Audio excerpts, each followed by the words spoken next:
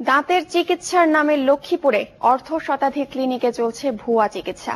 Degree না থাকলেও নিজেকে ডাক্তার, ডেন্টিস্ট কিংবা কনসালটেন্ট পরিচয় দিয়ে রমরমা ব্যবসা করছেন অনেকে।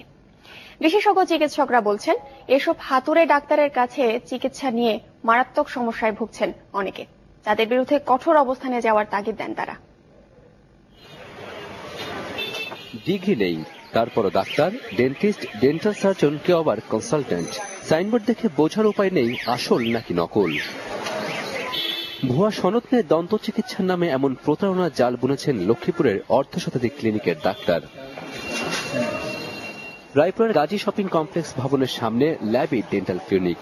প্রতিদিনই এখানে রোগী দেখেন ডাক্তার মোহাম্মদ ওয়াহিদুর রহমান। তিনি ডেন্টাল সার্জন নাকি কনসালটেন্ট তা নিয়ে রয়েছে তার অদ্ভুত ব্যাখ্যা। ডেন্টাল সার্জন বলতে সেটা হচ্ছে যে এখানে আমরা জাস্ট যে ছোট ছোট কাজগুলি করি, 1 বছর মেয়াদী যে কোর্সগুলি করছি, ওইখানে যে আমি ওখানে ছিলাম, ঠিক আছে, সেখানে আমি ওই থাকার কারণে ওরা আমাকে ওইখানকার কনসালটেন্ট হিসেবে ওরা আমাকে। এই ক্লিনিকের 200 গজের মধ্যেই ফাতেমা ডেন্টিস্ট পয়েন্ট। এখানে চিকিৎসা নিতে এসে প্রতারণার শিকার দুজন রোগী জানান, প্রেসক্রিপশন বাবদ 800 টাকা নেওয়া হলেও কাজের কাজ কিছুই হয়নি। 800 টাকা ভিজিট নিছে, অন্যে আইসি আর মানুষে কইতেছে যে কাদার গেছেন, এত হইলে একজন ভুয়া ডাক্তার। আমি চিকিৎসা ওনার কিছুই পাই নাই, আমি আরো প্রতারণার শিকার হয়েছি।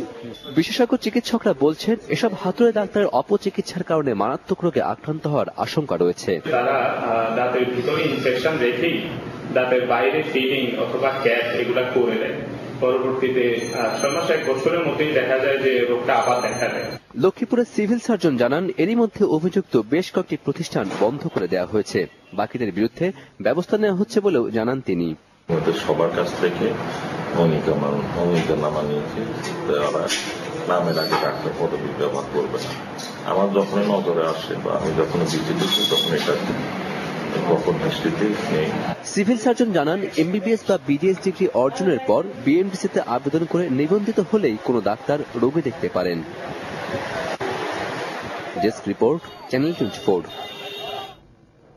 সুনির্দিষ্ট গাছ ছাড়া ডিম দেয় না প্রজাপতি, তাই এক এক জাতের প্রজাপতির বেঁচে থাকার জন্য দরকার এক এক জাতের গাছ। আবার পরাগায়নের মাধ্যমে গাছের বংশবৃদ্ধিতেও